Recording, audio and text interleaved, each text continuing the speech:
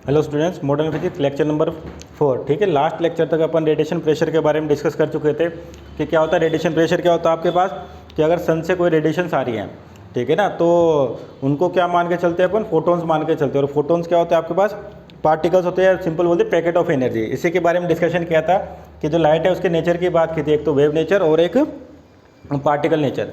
तो जो आपके पास फोटो इलेक्ट्रिक इफेक्ट है ना, इसमें जो पार्ट इसके एक्सप्लेनेशन है वो कौन से फिनोमेना से आती है कि लाइट को आप क्या बोलते हो, एक मतलब light is made of small particles, जिसको कहा गया फोटोन्स। और यानी कि सिंपल बोलते हैं फोटोन क्या होता है, पैकेट्स ऑफ एनर्जी जो स्पीड ऑफ लाइट के साथ आगे की ओर ट्रेवल करते रहते हैं। हर फोटोन के कोरस्पॉन्डिंग कोई ना कोई फ्रिक्वेंसी होगी, ध्यान रखें। अगर आपका जो फोटोन है एयर के अंदर या वैक्यूम के अंदर चलता है तो उसकी स्पीड ऑफ लाइट के बराबर रहती है। अगर मान लीजिए किसी मीडियम में ट्रेवल करता है तो उसकी स्पीड में चेंज आता है और वेवलेंथ के अंदर चेंज आएगा, पर फ्रिक्वेंसी इंडिपेंडेंट ऑफ मीडियम रहती है, ध्यान रखें। और फोटोन्स के बारे में क्या क्या देखा था, इसका रेस्ट मास 0 होता है, ठीक है ना। ये सारी चीज़ें जो डी ब्रोगली हाइपोथेसिस थी वो क्या कहती थी, आपके पास जो लाइट है मेड अप ऑफ पार्टिकल्स होती है और उस पार्टिकल्स को क्या बोलते हैं अपन, फोटोन्स बोलते हैं। और प्रॉपर्टीज ऑफ फोटोन देखी थी कि फोटोन क्या होता है आपके पास, पैकेट ऑफ एनर्जी जो स्पीड ऑफ लाइट से ट्रेवल करता है, ठीक। अब यहाँ पर आगे, और उस फोटोन की मान लो किसी भी सरफेस पे अगर फोटोन्स गिर रहे हैं या रेडिएशन गिर रही है तो सरफेस पे क्या होता है, फोर्स जनरेट होता है, जिसको बोलते हैं रेडिएशन फोर्स। उस फोर्स की वजह से जो प्रेशर जनरेट होता है उसको कहा जाता है रेडिएशन प्रेशर, ठीक। तो यहाँ तक तो अपन क्लियर कर चुके थे कि रेडिएशन प्रेशर के बारे में कि क्या होता है रेडिएशन प्रेशर। अलग अलग केस भी लिए थे, कोई सरफेस आपका रेडिएशन को एब्जॉर्व करता है यानी कि फोटोन्स को एब्जॉर्व कर रहा है, कोई उसको रिफ्लेक्ट कर रहा है, कुछ पार्ट एब्जॉर्व कर रहा है, कुछ पार्ट रिफ्लेक्ट कर रहा है। ये सारी चीज़ें डील कर चुके थे, डिस्कस कर चुके थे। आज अपन डिस्कस करेंगे यहाँ पर फोटो इलेक्ट्रिक इफेक्ट। डेफिनेशन सभी ने सुनी होगी कि जब आपके पास किसी सरफेस पर फोटोन्स गिरते हैं या लाइट इंसिडेंट होती है तो क्या होता है, वहाँ पर इलेक्ट्रॉन्स का एमिशन होता है, यानी कि इलेक्ट्रॉन्स बाहर आते हैं और सिस्टम के अक्रॉस क्या करते हैं, अगर पोटेंशियल डिफरेंस अप्लाई कर दे तो इलेक्ट्रॉन्स को क्या एक पाथ मिल जाएगा और वो फ्लो करना स्टार्ट कर दे तो आपका करंट जनरेट हो जाएगा, ठीक है। तो ये सारी चीज़ें आपने सोलर सेल्स होते हैं देखे होंगे, सोलर सेल्स के बारे में कहते हैं कि सन रेडिएशंस में रखे जाते हैं तो वहाँ से इलेक्ट्रिसिटी का जनरेशन होता है, वो भी इसी फिनोमेना पे बेस है आपके पास फोटो इलेक्ट्रिक इफेक्ट पे, ठीक है। और जो इलेक्ट्रॉन्स का एमिशन होता है किसी भी सरफेस या किसी भी कंडक्टर मटेरियल से बहुत तरीके से किया जा सकता है। जैसे पढ़ा भी अपने थर्मियोनिक एमिशन। थर्मियोनिक का मतलब क्या होता है, अगर आप मेटल कंडक्टर के अक्रॉस क्या कर देते हैं, हाई टेम्परेचर जनरेट कर देते हैं, ठीक, तो उससे क्या होगा, इलेक्ट्रॉन्स एनर्जी लेके बाहर निकल जाता है।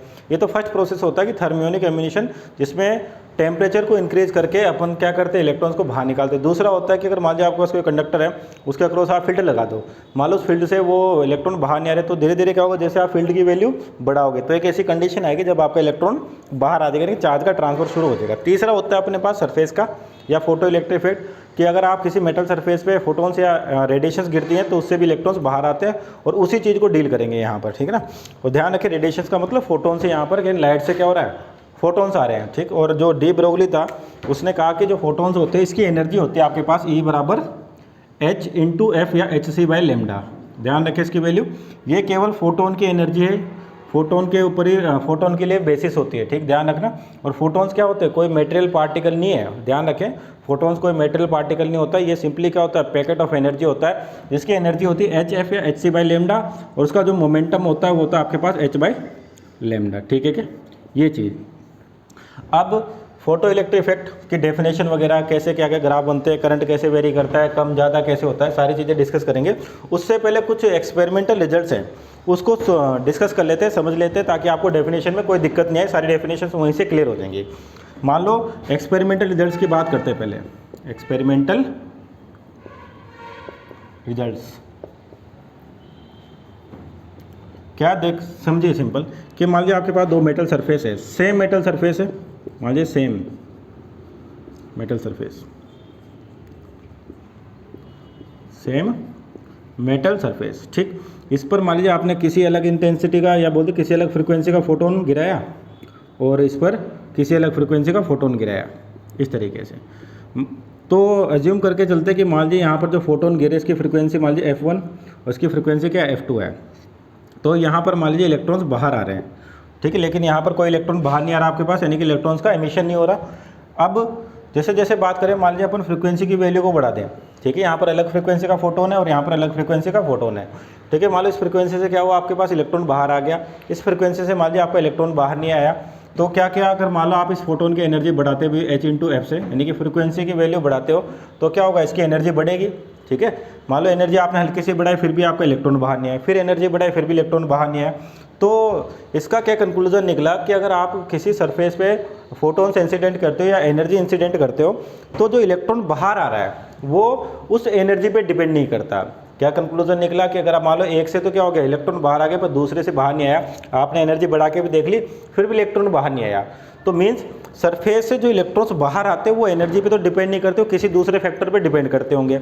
तो यहाँ से क्या कंक्लूजन आया पहला कि अगर यहाँ से इलेक्ट्रॉन बाहर आ रहा है तो फिक्स है ये फ्रिक्वेंसी आपके पास, इस फ्रिक्वेंसी का फोटोन होगा तभी आपके पास इलेक्ट्रॉन बाहर आएगा। ध्यान रखना कि कोई पर्टिकुलर फ्रिक्वेंसी का फोटोन होगा तभी आपका मेटल सरफेस इलेक्ट्रॉन बाहर आएगा। आप चाहे तो टोटल एनर्जी कुछ भी इंसिडेंट कर दो, उस एनर्जी के अंदर उस फ्रिक्वेंसी का फोटोन नहीं है जो इलेक्ट्रॉन को बाहर निकाल सके, तो कितनी भी एनर्जी आप इस किसी मेटल सरफेस पे इंसिडेंट कर दीजिए आपका इलेक्ट्रॉन कभी बाहर नहीं आएगा। तो पहला कंक्लूजन क्या हुआ कि इलेक्ट्रॉन को किसी मेटल सरफेस से बाहर आने के लिए कोई ना कोई पर्टिकुलर फ्रिक्वेंसी चाहिए, कोई ना कोई पर्टिकुलर फ्रिक्वेंसी चाहिए, ठीक है। और ये फ्रिक्वेंसी या फोटोन्स बोल दो, एक तरह से फ्रिक्वेंसी का मतलब क्या, फोटोन, ठीक है। फोटोन की एनर्जी सिंगल फोटोन की एनर्जी, तो कोई ना कोई पर्टिकुलर फ्रिक्वेंसी चाहिए तभी जाके आपका इलेक्ट्रॉन क्या होगा, बाहर आएगा। और हर मेटल के लिए अलग अलग होती है, ध्यान रखें। जैसे आपके पास सोडियम पोटाशियम ये होते हैं, ये फोटो इलेक्ट्रिक शो करते हैं, है ना। तो पहला कंक्लूजन कि किसी पर्टिकुलर फ्रिक्वेंसी का फोटोन आएगा तभी आपके पास क्या होगा, इलेक्ट्रॉन बाहर आएगा। यानी कि अगर मान लो किसी भी सरफेस पर जो इंटेंसिटी आई है, ठीक है, टोटल एनर्जी की बात करें, मान लो किसी भी सरफेस पे टोटल एनर्जी की बात करें अपन, तो मान लीजिए क्या होगा, energy of single photon, energy of single photon into number of photons, number of photons, ठीक है। तो अब देखो किसी सरफेस पे अगर आप जो फोटोन्स इंसिडेंट करते हो उस सरफेस पे एनर्जी कितनी गिरी है, energy of single photon into number of photons. तो ध्यान रखना यहाँ पर जो इलेक्ट्रॉन को बाहर लेके आएगा वो कौन सा फैक्टर होगा, एनर्जी ऑफ सिंगल फोटोन होगा। यानी कि जो इलेक्ट्रॉन बाहर निकलता है वो किसी पर्टिकुलर फ्रिक्वेंसी के फोटोन की वजह से बाहर निकलता है। अगर उस पर्टिकुलर फ्रिक्वेंसी का आपके पास फोटोन नहीं है तो कभी भी इलेक्ट्रॉन बाहर नहीं आएगा। तो यानी कि इलेक्ट्रॉन एमिशन डिपेंड करता है एनर्जी ऑफ सिंगल फोटोन पर। किस पर डिपेंड करता है, इलेक्ट्रॉन एमिशन, या बोलिए इजेक्ट हो रहे हैं आपके पास इलेक्ट्रॉन सरफेस से, ठीक है। तो एनर्जी ऑफ सिंगल फोटोन यानी कि जो इलेक्ट्रॉन एमिशन है वो डिपेंड करता है सिंगल फोटोन पे, और कितने फोटोन बाहर आएंगे वो डिपेंड करता है टोटल एनर्जी पे। ध्यान रखना उस एनर्जी के अंदर वो फोटोन होना चाहिए जिससे इलेक्ट्रॉन बाहर आए, नहीं तो आप एनर्जी कितनी भी बढ़ा लो आपके पास इलेक्ट्रॉन्स बाहर नहीं आएंगे। ध्यान रखना अगर आपके पास वो एनर्जी है जिसमें फोटोन वो है जो इलेक्ट्रॉन को एमिट करता है, तो सिंगल फोटोन और कितने फोटोन आपके पास गिर रहे हैं, तो टोटल एनर्जी यानी कि कितने फोटोन बाहर आएंगे वो डिपेंड करेगा टोटल एनर्जी पे। अगर इलेक्ट्रॉन बाहर आएगा नहीं आएगा वो डिपेंड करता है आपके पास सिंगल फोटोन की एनर्जी पे। ध्यान रखना ये चीज़ें, ये एक्सपेरिमेंटल रिजल्ट है आपके पास, इनसे क्वेश्चंस बनते हैं, ठीक है ना। तो ये चीज़ें क्लियर होंगी तो आपको डेफिनेशन में भी कोई दिक्कत नहीं होगी। तो फर्स्ट कंक्लूजन या फर्स्ट एक्सपेरिमेंटल रिजल्ट है उसका क्या कंक्लूजन निकला कि अगर इलेक्ट्रॉन को बाहर आना है तो जो आपका फोटोन है वो किसी ना किसी पर्टिकुलर फ्रिक्वेंसी का होना चाहिए। अगर वो फ्रिक्वेंसी नहीं होगी तो मेटल सरफेस से कभी भी आपका इलेक्ट्रॉन बाहर नहीं आएगा, चाहे आप दूसरा किसी फ्रिक्वेंसी का फोटोन इंसिडेंट कर दो और वहाँ पे एनर्जी बढ़ाते जाओ तब भी आपका इलेक्ट्रॉन बाहर नहीं आएगा। तो ये फर्स्ट रिजल्ट हो गया आपके पास, ठीक है ना। और इसका कंक्लूजन निकल गया कि कोई पर्टिकुलर फ्रिक्वेंसी होगी तभी आपका इलेक्ट्रॉन बाहर आएगा। सेकंड देखिए कि ठीक है अब मेटल सरफेस है आपके पास, है ना, यहाँ पर फोटोन्स गिर रहे हैं उस पर्टिकुलर फ्रिक्वेंसी के जिससे इलेक्ट्रॉन बाहर आता है, जिससे इलेक्ट्रॉन, अब मान के चल रहे कि उसी पर्टिकुलर फ्रिक्वेंसी का फोटोन गिर रहा है जिससे इलेक्ट्रॉन बाहर आता है, ठीक। अब मान लीजिए ये फोटोन गिरा आपके पास, है ना, तो जैसे फोटोन गिराओगे तो ये भी कन्फर्मेशन नहीं होता कि आपके पास इलेक्ट्रॉन हमेशा ही बाहर आए, हमेशा ही बाहर आए। क्यों नहीं आता उसको भी देखें। पहले कंडीशन तो क्या है कि वो फोटोन है जिससे इलेक्ट्रॉन को बाहर आना है। फिर क्या कह रहे हैं कि अगर मान लीजिए आप, ठीक है, वो फ्रिक्वेंसी का फोटोन गिराते हो तो इलेक्ट्रॉन बाहर आए, इसकी भी कोई गारंटी नहीं है कि हमेशा ही फोटोन गिरा और इलेक्ट्रॉन एनर्जी ली और सरफेस से बाहर आ गया, ठीक है, ऐसा नहीं होता। देखो उसका क्या कंक्लूजन है, कंक्लूजन निकालें कि जो आपका इलेक्ट्रॉन है, मान लीजिए एक फोटोन आया इस इलेक्ट्रॉन पे कोलाइड कर गया, तो इस इलेक्ट्रॉन इस फोटोन की एनर्जी ले लिए, तो अब क्या होगा, एनर्जी लेते ही उधर ऊपर जाने की कोशिश करेगा, तो सराउंडिंग जो इलेक्ट्रॉन्स हैं इनके साथ क्या होता है, इसके कोलिजन होते हैं। तो सरफेस पे पहुंचने से पहले ही अगर इसकी एनर्जी क्या होगी, ख़त्म होगी, तो ये सरफेस को छोड़ के बाहर नहीं आएगा। ध्यान रखना फोटोन कौन सा प्रेजेंट है, जिससे इलेक्ट्रॉन बाहर आए। पर अब क्या कह रहे हैं कि मान लो वो फोटोन आपने इंसिडेंट कर दिया जो इलेक्ट्रॉन को बाहर लेके आता है। फिर भी इलेक्ट्रॉन बाहर नहीं है, तो क्यों नहीं है कि अगर मान लीजिए आपके पास इलेक्ट्रॉन है, इस पर कोई पर्टिकुलर फ्रीक्वेंसी का फोटोन गिरा, एनर्जी लिए इसने ऊपर जाना शुरू किया, पर सराउंडिंग में क्या हो रहा है, कोलिजन की वजह से यहाँ पर क्या होंगे, कोलिजन्स होंगे, तो इन कोलिजन्स की वजह से आपके पास एनर्जी खत्म हो जाएगी उस किसकी, इलेक्ट्रॉन की मेटल सरफेस के पहुंचने से पहले, ठीक है ना। और क्या कंडीशन होती है, कंडीशन और ध्यान रखें, एक इलेक्ट्रॉन केवल एक ही फोटोन को एब्जॉर्व करता है, ध्यान रखना।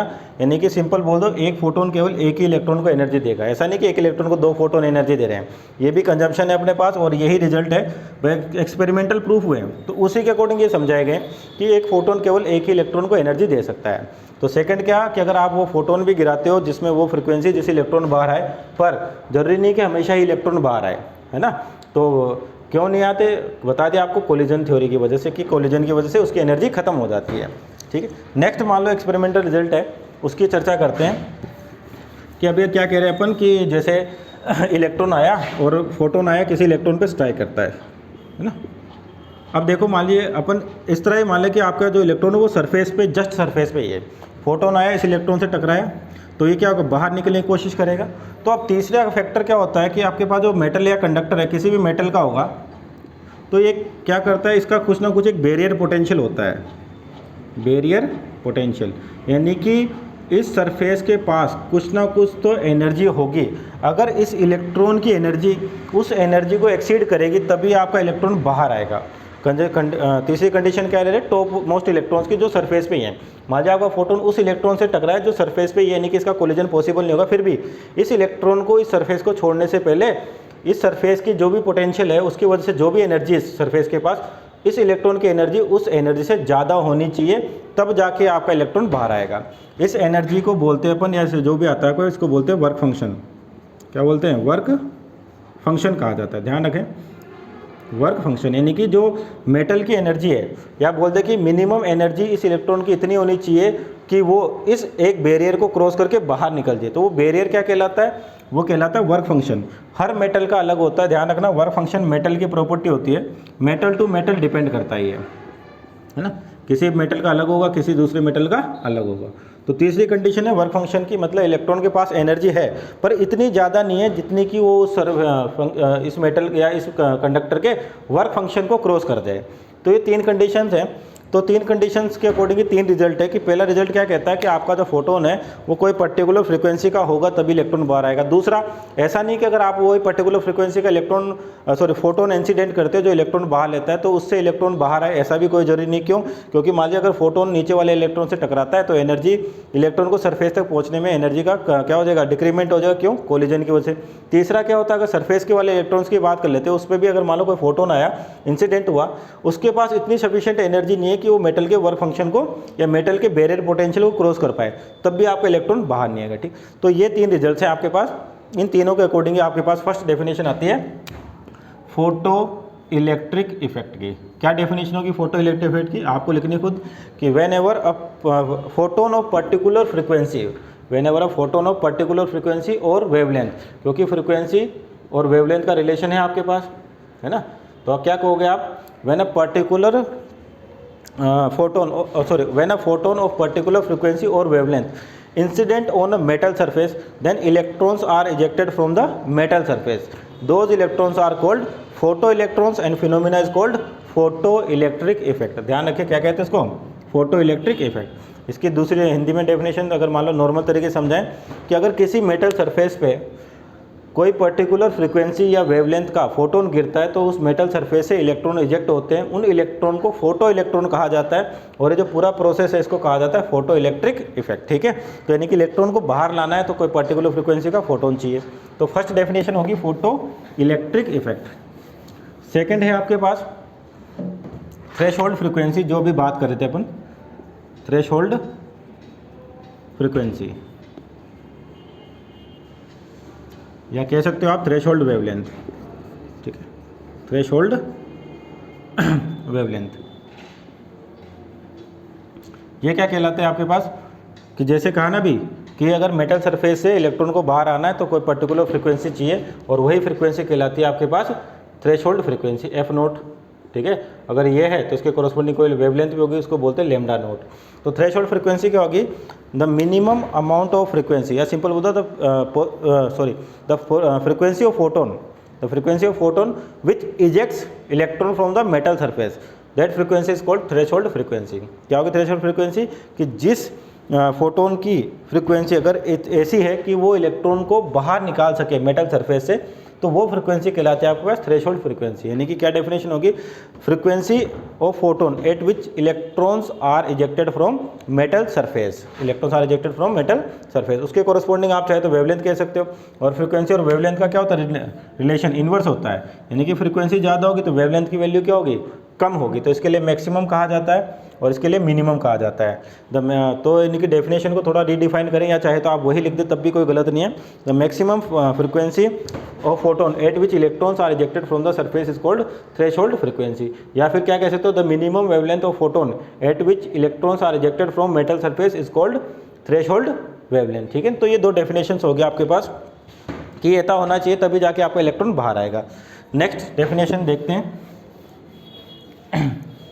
इस फोटो इलेक्ट्रिक इफेक्ट की एक्सपेरिमेंटल सेटअप की बात करते हैं। ठीक है, तो एक्सपेरिमेंटल रिजल्ट तो आपके पास फोटो इलेक्ट्रिक इफेक्ट हो गया, और इसका एक्सपेरिमेंटल सेटअप देखते हैं कि किस तरह से क्या प्रोसेस होते हैं, क्या क्या चीज़ें होती है इसके पास। एक्सपेरिमेंटल सेटअप, क्या आपके पास क्या होता है? एक ट्यूब है इस तरीके से ये, ठीक है। यहाँ पर आपके पास क्या है? फोटो सेंसिटिव मेटल है आपके पास, यानी कि लाइट गिरेगी तो इससे इलेक्ट्रॉन बाहर आएंगे। और यहाँ पर दूसरी प्लेट है, इसको बोलते हैं कलेक्टर प्लेट। ठीक है, यानी कि इलेक्ट्रॉन्स वहाँ से बाहर निकलेंगे और इस प्लेट पे कलेक्ट हो जाएंगे, तो इसको कहते हैं कलेक्टर प्लेट। और ये कहती है emitter plate. Emitter plate, emitter plate किसकी बनी होगी? फोटो सेंसिटिव मेटेरियल की बनी होगी। ठीक है, यहाँ से लाइट आ रही है आपके पास, इस पर स्ट्राइक कर रही है, या फोटोन आ रहा है इस पर स्ट्राइक कर रहा है, इससे इलेक्ट्रॉन्स बाहर आ रहे हैं। ठीक है, यहाँ पर आप इलेक्ट्रॉन्स को फ्लो करने के लिए आपने मान लो एक वेरिएबल पोटेंशियल लगा दिया। ठीक है, नेगेटिव नेगेटिव, ठीक है, तो इधर नेगेटिव इधर पॉजिटिव, इस तरीके से। ठीक है ना, इलेक्ट्रॉन बाहर आएगा तो नेगेटिव क्या करेगा? इसको धक्का मारेगा, आगे की ओर जाएगा, पॉजिटिव या कह सकते हो आप इलेक्ट्रॉन को अपनी ओर खींचेगी ये प्लेट। तो ये कैथोड एनोड वाली बात है। और जो ये आपके वोल्टेज सोर्स है वेरिएबल होता है, ध्यान रखना कैसा होता है? वेरिएबल, आप वोल्टेज को चेंज कर सकते हो। ठीक है, बुक्स में कई बार होता है कि इसके साथ रियोस्टेट बना दिया जाता है। रियोस्टेट भी किस काम आता है? वोल्टेज को चेंज करने के काम आता है। चाहे तो आप ऐसे बनाओ डायग्राम या रियोस्टेट के साथ बनाओ, कोई प्रॉब्लम नहीं। और ये जो ट्यूब होती है ये वैक्यूम होती है, इस चीज़ का और ध्यान रखें। वैक्यूम ट्यूब क्यों ली जाती है? कि मान लो आपका इलेक्ट्रॉन बाहर आया, तो अगर मान लिया एयर है, इसके अंदर कोई गैस है, तो उन पार्टिकल्स के साथ इलेक्ट्रॉन टकराएगा और अपनी एनर्जी को लूज़ कर देगा। इसलिए वैक्यूम ट्यूब ली जाती है ताकि एनर्जी का लॉस कम से कम हो। ठीक, तो इस तरह से कुछ एक्सपेरिमेंटल सेटअप है आपके पास। एक तो एमिटर प्लेट किसकी बनी होती है? फोटो सेंसिटिव मटेरियल की। एक कलेक्टर प्लेट जहाँ पर आपके पास इलेक्ट्रॉन कलेक्ट होते हैं। ठीक है, कैथोड एनोड जैसे आपके पास ट्यूबलाइट होती है। ये इसका एक्सपेरिमेंटल सेटअप है। अब देखो क्या होगा, इस वोल्टेज सोर्स की बात करते हैं ना। दो चीज़ें तो आपके पास क्लियर होगी, क्या होगी? एक तो थी threshold frequency, threshold wavelength, photo electric effect. और तीसरा एक अपन डिस्कस कर रहे थे जिसको क्या कहा था? Work function. क्या कहा था? Work function. इसको समझे, वर्क फंक्शन 5 से डिनोट किया जाता है। ठीक है, इधर दिखने रहा होगा, इधर लिख लेते हैं।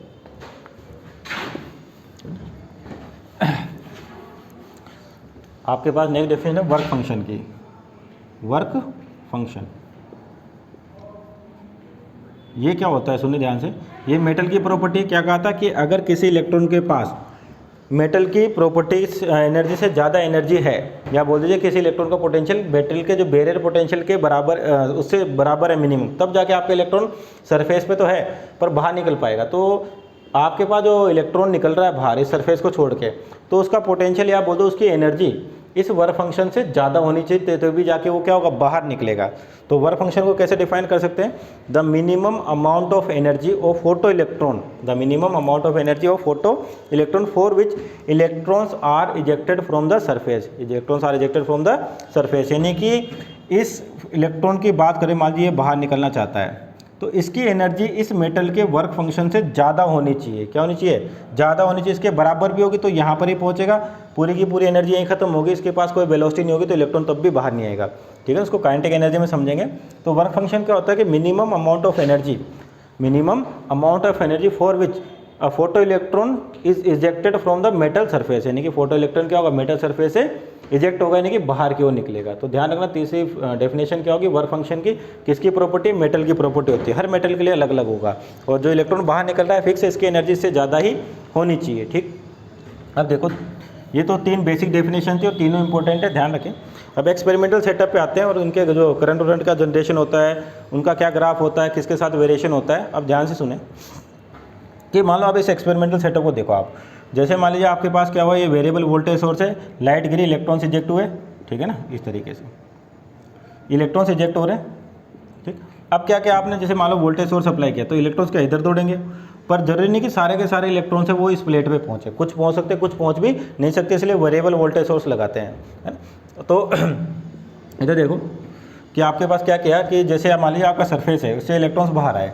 अब मान लीजिए कि अगर मेरे इस वोल्टेज की वैल्यू बहुत कम होती, इस वोल्टेज की वैल्यू बहुत कम होती और जो इलेक्ट्रॉन बाहर आ रहा है उस इलेक्ट्रॉन की चर्चा करें कि इस इलेक्ट्रॉन पे मान लीजिए आपके पास जो एनर्जी आ रही है, इस इलेक्ट्रॉन पे जो एनर्जी है वो फोटोन आया HF0 का, ठीक है, HF सॉरी, किसी भी फ्रीक्वेंसी का, पर ये फ्रीक्वेंसी ऐसी थी इलेक्ट्रॉन को बाहर निकाले। तो ये जो एनर्जी इस इलेक्ट्रॉन के पास पहुंच गई, किसके पास पहुंच गई, इलेक्ट्रॉन के पास पहुंच गई। अब इस इलेक्ट्रॉन को बाहर निकलना है तो इसकी कुछ एनर्जी में से जो इसका वर्क फंक्शन है मेटल का, वो क्या होगा, कंज्यूम होगा, और जो बाकी एनर्जी बचेगी उसके साथ आपका इलेक्ट्रॉन बाहर आएगा। पर ये पॉसिबल नहीं होता, क्यों, क्योंकि जो कंडीशन अपन ले रहे हैं कि इलेक्ट्रॉन माली सरफेस पे ही है और ये फोटोन आया, इसने इसकी एनर्जी ली और बाहर निकल गया जितनी इसकी एनर्जी की रिक्वायरमेंट है। ठीक है, कुछ ना कुछ एनर्जी और एक्स्ट्रा लॉस होती है, फिक्स है कि यहाँ से क्या होगा, कोलिजन तो होगा ही सही, और उसके कारण भी जो एनर्जी से डिक्रीमेंट आएगा वो भी डिक्रीमेंट दिखेगा। तो ये कह सकते हैं अपन, अगर अजम्पशन मान के चलें कि जो आपका इलेक्ट्रॉन फोटोन आया या इस इलेक्ट्रॉन ने इस फोटोन को ऑब्जर्व किया, जितना मेटल का वर्क फंक्शन था उतनी एनर्जी उसको दी और बाकी एनर्जी को लेके वो बाहर निकल गया। ठीक है, तो जो बाकी एनर्जी को बाहर निकल गया तो ये बाहर निकला, इसके पास कोई ना कोई वेलोसिटी होगी, तो उस वेलोसिटी को किस में कन्वर्ट हो जाएगी, वो उसकी काइनेटिक एनर्जी में कन्वर्ट हो जाएगी। ठीक है ना, तो यानी कि आप कह सकते हो जो काइनेटिक एनर्जी है किसकी, फोटो इलेक्ट्रॉन की, वो क्या हो सकती है, H/F। ये तो क्या इंसिडेंट फोटोन की एनर्जी जो इलेक्ट्रॉन के पास पहुंच गई, और इसने फाई के बराबर एनर्जी किसको दे दी, मेटल सरफेस को। तो जो काइनेटिक एनर्जी है आपके पास वो ये आ गई, ठीक है, जो इलेक्ट्रॉन बाहर निकला। पर मैं क्या कह रहा हूँ कि ये चीज़ें पॉसिबल नहीं है। क्यों पॉसिबल नहीं है, कि मान लीजिए आप टॉप सरफेस के इलेक्ट्रॉन की बात करते हैं, फोटोन आया, इस पर स्ट्राइक किया और इसने जो वर्क फंक्शन था आपके पास उतनी एनर्जी मेटल को दी और इसको छोड़ के बाहर निकल गया, पर कुछ ना कुछ एक्स्ट्रा एनर्जी का लॉस होगा, इसे और एनर्जी का लॉस होगा। अगर मैं बोल दूं कि ये इसी की एनर्जी के बराबर दे रहा है, यानी कि कोई एक्स्ट्रा एनर्जी का लॉस नहीं हो रहा। ध्यान रखना, जो कंडीशन है ये बहुत ही कम पॉसिबल होती है समझाने के लिए, या इस काइनेटिक एनर्जी की इक्वेशन को कैलकुलेट करने के लिए, काइनेटिक एनर्जी की न्यूमेरिकल वैल्यू को कैलकुलेट करने के लिए बताई गई। कि कैसे बताई गई, कि आपका फोटोन आया, इलेक्ट्रॉन ने एनर्जी ली और जितनी वर्क फंक्शन की रिक्वायरमेंट थी उसने उतना वर्क फंक्शन दिया और बाकी एनर्जी को लेके बाहर निकल गया। तो कोई एक्स्ट्रा लॉस की बात नहीं कर रहे अपन, यानी कि जो लॉस होना था वो मेटल को देना था वही दे दिया। तो यहाँ पर जो काइनेटिक एनर्जी आ रही है ये क्या हो सकती है, ये मैक्सिमम काइनेटिक एनर्जी होगी आपके पास, क्या होगी, मैक्सिमम। यानी कि जो इक्वेशन है रियलिटी में कैसे लिखी गई, kinetic energy maximum is equal to HF minus phi naught. ठीक है, HF माइनस फाई ये है। तो ये मैक्सिमम क्यों कही अपन ने, क्योंकि जो एनर्जी मिली और वर्क फंक्शन को जितनी चाहिए उतनी दी, बाकी को लेके बाहर निकलेगा। फिर क्या कह रहे, पर होता क्या रियलिटी में फिक्स है, इस एनर्जी का फोटोन आपको इलेक्ट्रॉन आपको कभी नहीं मिलेगा, क्योंकि वर्क फंक्शन के अलावा भी अगर इलेक्ट्रॉन टॉप मोस्ट सरफेस पे तब भी एनर्जी का लॉस होगा। तो एक तरह से आप कह सकते हो कि आपको मैक्सिमम काइनेटिक एनर्जी जिसकी वैल्यू HF माइनस फाई है, उस एनर्जी के बराबर का फोटो इलेक्ट्रॉन कभी भी नहीं मिलेगा। ठीक है, आइडियल कंडीशन से लेके चल रहे हैं अपन, यानी कि जो आपका इलेक्ट्रॉन बाहर आएगा फिक्स है, उसकी एनर्जी कभी भी काइनेटिक एनर्जी मैक्सिमम के बराबर नहीं, उससे कम ही होगी। उस फाई की जो वैल्यू अगर लिखी नहीं अपन ने, जो फाई होता है, यानी कि फाई का मतलब कोई पर्टिकुलर फ्रिक्वेंसी एनर्जी, तो ये लिखी जाती है HF0। क्या लिखी जाती है, HF0 या HC/λ0। इस फाई की वैल्यू ये होती है आपके पास, ठीक है, इन टर्म्स ऑफ एनर्जी। तो क्या कि मैक्सिमम काइनेटिक एनर्जी पॉसिबल क्या हो सकती है किसी इलेक्ट्रॉन की, ये हो सकती है अगर अपन कोई एक्स्ट्रा एनर्जी का लॉस ना माने तो। तो पर कि उसके साथ क्या करें, ये एजम्पशंस है। रियलिटी में आपको मैक्सिमम काइनेटिक एनर्जी का फोटो इलेक्ट्रॉन कभी बाहर नहीं मिलेगा, चाहे इलेक्ट्रॉन आपका टॉप मोस्ट सरफेस पे फोटोन से एनर्जी मिली तो फिक्स है, उसकी एनर्जी वर्क फंक्शन के अलावा किसी दूसरे प्रोसेस में भी डिक्रीज होगी। तो ये कह सकते हैं कि मैक्सिमम काइनेटिक एनर्जी का फोटोन आपको कभी नहीं मिलेगा, ठीक है ना। दूसरी चीज़ कि मान लो आपके पास उस इलेक्ट्रॉन के पास इतनी एनर्जी किसके बराबर, वर्क फंक्शन के बराबर ही एनर्जी है। तो जैसे वर्क फंक्शन के बराबर एनर्जी, पूरी की पूरी एनर्जी क्या है, इसको दे देगा ये। तो जब इलेक्ट्रॉन के पास कोई एनर्जी नहीं है आपके पास, तो क्या होगा, उसकी वेलोसिटी क्या होगी, जीरो होगी। अगर वेलोसिटी जीरो तो काइनेटिक एनर्जी क्या होगी, जीरो होगी। तो यानी कि जो मिनिमम वैल्यू पॉसिबल है काइनेटिक एनर्जी की, वो क्या हो सकती है आपके पास, जीरो। पर अगर काइनेटिक एनर्जी जीरो है तो फिक्स है, वेलोसिटी जीरो, तो इलेक्ट्रॉन कभी मेटल सरफेस को छोड़ के बाहर आएगा नहीं, क्योंकि उसके पास कोई वेलोसिटी नहीं है, ठीक है। तो क्या कहते हैं कि जो इलेक्ट्रॉन्स बाहर आते हैं किससे, इस मेटल प्लेट से, एमिटर प्लेट से, उसकी जो काइनेटिक एनर्जी होगी वो जीरो से ज़्यादा होगी, पर मैक्सिमम काइनेटिक एनर्जी से तो कम होगी, ठीक है ना। क्योंकि ये हाइपोथेटिकली अजम्पशंस के साथ ली गई है, और जीरो होगी तो आपका इलेक्ट्रॉन कभी बाहर ही नहीं आएगा, उसके पास वेलोसिटी नहीं है तो इलेक्ट्रॉन ट्रेवल नहीं करेगा। तो यानी कि यहाँ पर जो इलेक्ट्रॉन्स बाहर आ रहे हैं, इनकी जो काइनेटिक एनर्जी है वो कहाँ से कहाँ तक वेरी करती है, जीरो से लेके मैक्सिमम, उसके बराबर नहीं होगी, हमेशा उससे कम होगी, और जीरो से ज़्यादा होनी चाहिए, तभी जाके आपका इलेक्ट्रॉन बाहर आएगा, ठीक है। तो ध्यान रखना, जो मेन इक्वेशन है आपके पास वो क्या बनी कि kinetic energy maximum is equal to HF minus five, ठीक है। तो और काइनेटिक एनर्जी क्या लिख सकते हो आप, KE max is equal to HF minus HF naught, ठीक है। ये इक्वेशन इस तरह से लिखे या इस तरह से लिखे, ये आइंस्टीन इक्वेशन है किसकी, फोटो इलेक्ट्रिक इफेक्ट की, ठीक है। तो एनर्जी का कंसेप्ट समझना है, सबसे मेन जो चीज़ है वो एनर्जी है आपके पास, कि क्या होगा कि अगर आपके पास इलेक्ट्रॉन बाहर आ रहा है तो फिक्स है, उसकी एनर्जी जीरो से लेके मैक्सिमम के बीच की पॉसिबल होगी, मैक्सिमम भी नहीं मिलेगी, ठीक। तो ये होगी इक्वेशन। अब इसको और डिटेल से स्टडी करते हैं कि और क्या क्या हो सकता है, देखो ध्यान से।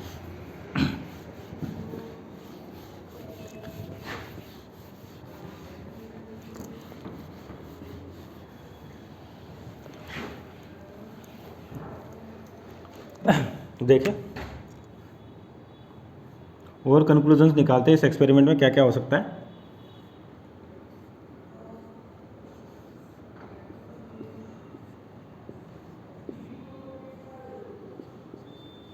ये ठीक है, इलेक्ट्रॉन बाहर आए। अब देखो कि मान लो आपके पास वोल्टेज सोर्स की वैल्यू क्या है, बहुत ही कम है। इस वोल्टेज सोर्स की वैल्यू क्या है, बहुत ही कम है, सपोज करिए। तो अगर बहुत ही कम है तब भी क्या होता है, आपके एक्सपेरिमेंट होते हुए आपको कुछ ना कुछ करंट की वैल्यू बताते हैं। यहाँ पर एमीटर लगा हुआ है, मान लीजिए कोई ना कोई करंट फ्लो कर रहा है, ठीक है। अब देखो यहाँ से, तो यानी कि अगर वोल्टेज मान लो नेग्लेजिबल या जीरो मान लो, तब भी क्या होता है, आपको करंट मिलता है। तो क्यों मिलता है, देखो इसका एक्सप्लेनेशन क्या है कि आपके पास जो इलेक्ट्रॉन बाहर आ रहा है ना, कौन से फोटोन से, जो आपका फोटोन होगा उससे क्या, और आपका इलेक्ट्रॉन बाहर आ रहा है आपके पास। तो अगर इलेक्ट्रॉन बाहर आ रहा है, ठीक है क्या, तो इलेक्ट्रॉन बाहर आ रहा है तो इसकी एनर्जी होगी वो जीरो से तो ज़्यादा होगी, लेकिन मैक्सिमम से क्या होगी, कम होगी, ठीक। तो कुछ ना कुछ एनर्जी, यानी कि जो इलेक्ट्रॉन्स बाहर आ रहे हैं इसमें क्या, कुछ इलेक्ट्रॉन्स ज़्यादा काइनेटिक एनर्जी के होंगे, कुछ कम के होंगे, अलग अलग, क्योंकि कंडीशन आपके पास इलेक्ट्रॉन्स क्या होते हैं, अलग अलग लेयर में होते हैं। तो क्या होगा, जो इलेक्ट्रॉन्स बाहर आ रहे हैं तो किसी की एनर्जी तो अलग अलग होगी, किसी की एनर्जी अलग होगी, यानी कि आपको इनके अंदर इस मेटल प्लेट से जो इलेक्ट्रॉन्स बाहर आ रहे हैं वो जीरो से लेके मैक्सिमम काइनेटिक एनर्जी के मिलेंगे। कुछ अलग एनर्जी के होंगे, कुछ अलग एनर्जी के होंगे। तो जिनकी एनर्जी ज़्यादा होगी तो उस एनर्जी की वजह से क्या होता है, ये इस प्लेट पर पहुँच जाते हैं बिना किसी वोल्टेज सोर्स के भी, यानी कि वोल्टेज की वैल्यू बहुत कम है, तब भी कुछ इलेक्ट्रॉन्स तो ऐसे होंगे जो इस सरफेस पे पहुंचेंगे, किसके कारण, उनकी एनर्जी के कारण, ठीक है ना। क्योंकि हर इलेक्ट्रॉन की पॉसिबल एनर्जी के अलग अलग हो सकती है, ठीक। और कहाँ से कहाँ तक, जीरो से लेके मैक्सिमम तक। तो यानी कि अगर बिना वोल्टेज सोर्स की बात करें, बहुत ही कम वोल्टेज की बात करें, तब भी आपके पास क्या होता है, कोई ना कोई करंट मिलता है। तो अगर मैं ग्राफ बनाना चाहूँ इसका करंट का, है ना, current versus potential, I versus V, ठीक। अब देखो तो जीरो वोल्टेज में भी आपका कोई ना कोई करंट तो होगा, इसे कोई ना कोई करंट होगा। अब देखो जैसे जैसे आप वोल्टेज को बढ़ाते हो, V को इंक्रीज करते हो, तो क्या होगा, इसका पोटेंशियल बढ़ेगा, तो यानी कि नेगेटिव पॉजिटिव में पोलैरिटी बढ़ेगी। तो ये क्या हुआ, इलेक्ट्रॉन्स को इधर धक्का मारेंगे, या फिर बोल दे पॉजिटिव प्लेट है तो ये प्लेट क्या करेगी, इस इलेक्ट्रॉन्स को अपनी ओर खींचेगी। तो अब जो कम एनर्जी के इलेक्ट्रॉन थे, मैंने क्या कहा स्टार्टिंग में कि कुछ इतनी एनर्जी के इलेक्ट्रॉन होंगे जो बिना किसी वोल्टेज सोर्स के भी यहाँ पहुँच सकते हैं। अब जैसे आप वोल्टेज सोर्स की वैल्यू बढ़ाओगे तो रिपल्शन बढ़ेगा इधर से, या बोल दीजिए फील्ड जनरेट होगा आपके पास इस डायरेक्शन में, फील्ड जनरेट होगा तो इलेक्ट्रॉन इधर दौड़ेंगे।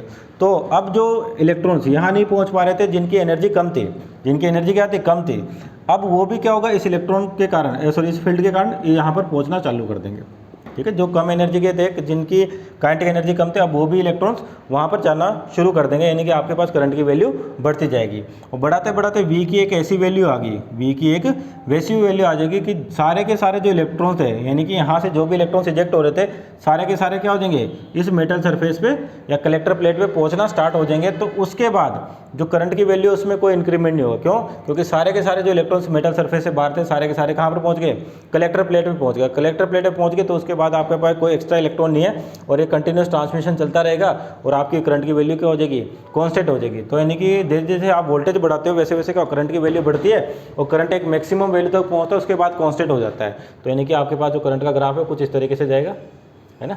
और मैक्सिमम आगे जाके क्या हो गया, किसी न किसी वोल्टेज पे ये मैक्सिमम हो गया। तो इस मैक्सिमम करंट को कहा जाता है सेचुरेशन करंट। ध्यान रखना, IS का मतलब होता है आपके पास सेचुरेशन करंट। सेचुरेशन करंट की डेफिनेशन देना चाहे तो maximum current date can be obtained from a photo electric material, date can be obtained from a photometric material. तो सेचुरेशन करंट हो गया आपके पास, ये बात समझ आएगी।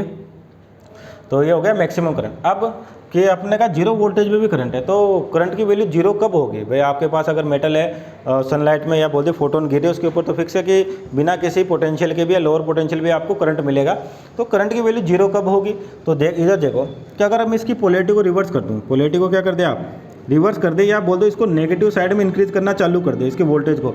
हालांकि नेगेटिव साइड नहीं होता, वो क्या करते हैं अपन पोलैरिटी को रिवर्स कर देते हैं, है ना। तो जैसे मान लो इसकी पोलैरिटी को रिवर्स कर दूं तो ये क्या हो जाएगा आपके पास, ये प्लस हो जाएगा और ये माइनस हो जाएगा। अब क्या होगा, पॉजिटिव है तो इलेक्ट्रॉन्स को अपनी ओर अट्रैक्ट करेगा इधर, है ना, उधर जाने से रोकेगा। और धीरे धीरे मान लो इसकी रिवर्स डायरेक्शन में अपन वोल्टेज की वैल्यू बढ़ाते जाते हैं तो क्या होगा, इलेक्ट्रॉन्स इधर जाना शुरू कर देंगे। और एक ऐसी वैल्यू आएगी जब आपके पास वो इलेक्ट्रॉन जिसकी एनर्जी मैक्सिमम थी, जिसकी काइनेटिक एनर्जी क्या थी, मैक्सिमम थी, ठीक है, वो भी यहाँ पर पहुँचने से पहले ही क्या होता है, इस प्लेट पे जाने से पहले अपना पाथ चेंज कर देता है। तो क्या होगा, कोई भी इलेक्ट्रॉन वहाँ पर नहीं पहुँचेगा। जब मैक्सिमम काइनेटिक एनर्जी का इलेक्ट्रॉन ही कलेक्टर प्लेट पे नहीं पहुँच पा रहा तो बाकी इलेक्ट्रॉन तो पहुँच ही नहीं सकते, है ना। तो वोल्टेज की वैल्यू बढ़ाते गए और एक ऐसी कंडीशन आएगी उस वोल्टेज की वजह से कि जो मैक्सिमम काइनेटिक एनर्जी का फोटो इलेक्ट्रॉन था, अगर वो भी कलेक्टर प्लेट पे ना पहुँचे तो क्या होगा, कोई भी इलेक्ट्रॉन कलेक्टर प्लेट पे नहीं पहुँचेगा। तो आपका उस टाइम पे करंट क्या हो जाएगा, जीरो। मीन्स आपको अगर करंट की वैल्यू जीरो चाहिए तो वोल्टेज की सोर्स की पोलैरिटी को क्या करना पड़ता है, रिवर्स करना पड़ता है। तो उस वोल्टेज को कहा जाता है स्टॉपिंग पोटेंशियल। ध्यान रखना, VS से लिखा जाता है उसको स्टॉपिंग पोटेंशियल, स्टॉपिंग पोटेंशियल।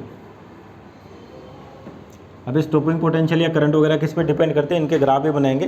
पहले डेफिनेशंस क्लियर कर लें। तो IS तो होता है मैक्सिमम करंट, और मैक्सिमम करंट का मतलब क्या होगा, when all the electrons emitted from metal surface are collected at collector plate, है ना, या उसको क्या कहता था, the current at that value is called saturation current.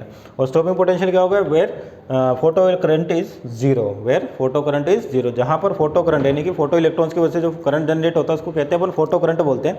अगर पोटेंशियल की वो वैल्यू जहाँ पर आपके पास फोटो करंट कितना हो गया, जीरो, तो वो पोटेंशियल कहलाता है स्टॉपिंग पोटेंशियल। यानी कि स्टॉपिंग पोटेंशियल की डेफिनेशन देना जाए, the potential at which photo current is zero, the photo current is zero, that which is called stopping potential. ठीक है ना। तो वापस देख लो एक बार कि जब आपके पास पोलैरिटी पहले वाली थी तो आप जैसे जैसे वोल्टेज सोर्स बढ़ा रहे थे तो पहले तो क्या था, अगर वोल्टेज की वैल्यू कम थी तो कुछ ही इलेक्ट्रॉन्स यहाँ पहुँच पा रहे थे। क्यों पहुँच पा रहे थे, क्योंकि इलेक्ट्रॉन्स के पास हर एक इलेक्ट्रॉन के पास अलग अलग एनर्जी होगी।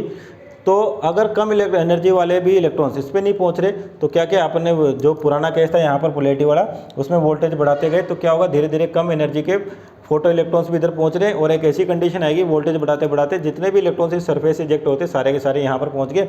और उस टाइम जो करंट जनरेट होता है उसको कहते हैं सेचुरेशन करंट या मैक्सिमम करंट। अब जीरो वोल्टेज में भी आपको क्या मिलता है, करंट मिलता है। तो करंट की वैल्यू जीरो कब होगी, तो क्या, जैसे मान लीजिए आप इस वोल्टेज सोर्स की पोलैरिटी ये कर देते हैं, ये पॉजिटिव चार्ज है तो यानी कि इलेक्ट्रॉन्स को अपनी ओर खींचना चालू कर देगा। या बोल दो फील्ड से समझाना चाहते हो, फील्ड से समझा दो, कैसे भी समझा दो। अब क्या हो रहा है, जैसे जैसे आप पोलैरिटी को रिवर्स डायरेक्शन में इंक्रीज करते हो तो जो इलेक्ट्रॉन्स थे जो यहाँ पर पहुँचे धीरे धीरे क्या होंगे, इधर इस सरफेस पे आना शुरू करते हैं और बढ़ाते बढ़ाते पोटेंशियल की एक ऐसी वैल्यू आएगी तो जो मैक्सिमम काइनेटिक एनर्जी का फोटो इलेक्ट्रॉन था अगर वो भी इस प्लेट पे नहीं पहुँच पा रहा तो बाकी कोई से भी इलेक्ट्रॉन्स इस प्लेट पे नहीं पहुँचेंगे तो आपके करंट की वैल्यू क्या होगी, जीरो। और उस पोटेंशियल को कहा जाता है स्टॉपिंग पोटेंशियल। क्या कहा जाता है, स्टॉपिंग, यानी कि the potential at which photo current is zero is called stopping potential. यानी कि करंट आपका कहीं पर जीरो होगा तो वो पोटेंशियल आपको क्या मिलेगा, इस डायरेक्शन में मिलेगा। ये आपके पास स्टॉपिंग पोटेंशियल VS। ठीक है ना। तो ध्यान रखना, इस तरह से आपके पास सेचुरेशन करंट वर्सेस पोटेंशियल की बात करते हैं तो इनका ग्राफ कुछ इस तरीके से होता है, ठीक है ना। तो एक डेफिनेशन ये है और एक डेफिनेशन ये है आपके पास। तो ये दोनों डेफिनेशंस भी आपको क्लियर होनी चाहिए भी किस तरीके से होती है। अब इसके काइनेटिक एनर्जी की बात करते हैं, है ना। तो काइनेटिक एनर्जी और नंबर ऑफ फोटो इलेक्ट्रॉन्स का ग्राफ बनाए, एक्सपेरिमेंटल ग्राफ है, आपको ध्यान रखने हैं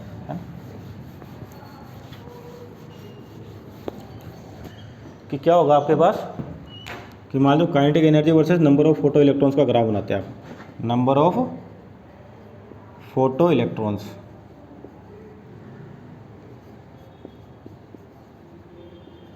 वर्सेस काइनेटिक एनर्जी। तो इस तरह से कुछ ग्राफ दिखता है ना। यानी कि बहुत ही कम इलेक्ट्रॉन्स होंगे जिनके पास मैक्सिमम काइनेटिक एनर्जी होगी, ठीक है ना। तो यहाँ पर आपके पास क्या काइनेटिक एनर्जी, तो कुछ पर्टिकुलर इलेक्ट्रॉन्स इस तरीके से, कुछ पर्टिकुलर इलेक्ट्रॉन से क्या होंगे मैक्सिमम काइनेटिक एनर्जी के होंगे, कुछ अलग एनर्जी के होंगे, इस तरह से। तो number of photo electron versus kinetic energy graph देखें जो किसी मेटल सरफेस से बाहर निकलते हैं, वो कुछ इस तरीके से होता है कि कुछ सभी इलेक्ट्रॉन्स क्या होंगे अलग अलग एनर्जी होंगे, ठीक है ना। ध्यान रखिए इस चीज़ का। इसलिए ये करंट की वैल्यू और आपके पास जो इलेक्ट्रॉन बाहर आते हैं उनकी वैल्यू, उनकी काइनेटिक एनर्जी इस तरह से डिपेंड करती है आपके पास किस पर, पोटेंशियल पे भी बताया भी कि पोटेंशियल से कैसे होता है ना। और जीरो करंट कब होगा, मैक्सिमम करंट कब होगा, ये सारी चीज़ें हैं, ठीक है स्टूडेंट्स। तो आज के लिए इतना ही, सेचुरेशन करंट और स्टॉपिंग पोटेंशियल, ठीक है। इसके बाद आपके पास क्या आता है काइनेटिक एनर्जी के ग्राफ बनाएंगे, इंटेंसिटी की बात करेंगे, है ना। और इंटेंसिटी या फ्रीक्वेंसी किस पे डिपेंड, सॉरी एनर्जी और फोटोन फ्रीक्वेंसी पे डिपेंड करती है, फ्रीक्वेंसी का स्टॉपिंग पोटेंशियल पे क्या फ़र्क पड़ेगा, ये सारी चीज़ें अपन नेक्स्ट लेक्चर में डिस्कस करेंगे, ठीक है स्टूडेंट। Thank you.